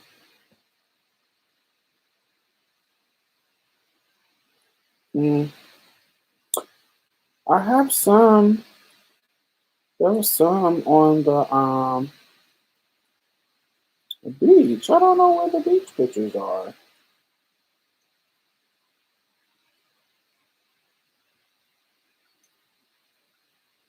I don't know. Let me see. Uh, Make sure you got thumbs up. My friends can't even be trusted to pay $5 back. Yeah, you need new friends.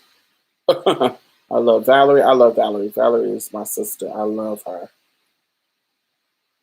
Can I ask you about something you talked about on Marshall's Play about porn?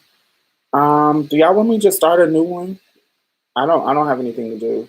Do y'all want me to just start a new one? You look good, girl. Thank you. What the fuck? I just realized your hair isn't short anymore.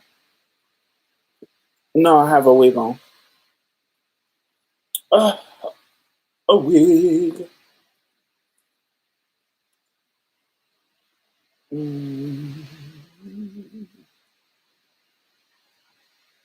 But yeah, y'all need new friends. Oh, but all right, do y'all want me to start a new one? I can talk about anything, but I don't like this one to be super long. Or no, let me know. Let me know. Let me know. Let me know. Cause of uh, uh, uh, uh, uh, uh, uh, uh, uh.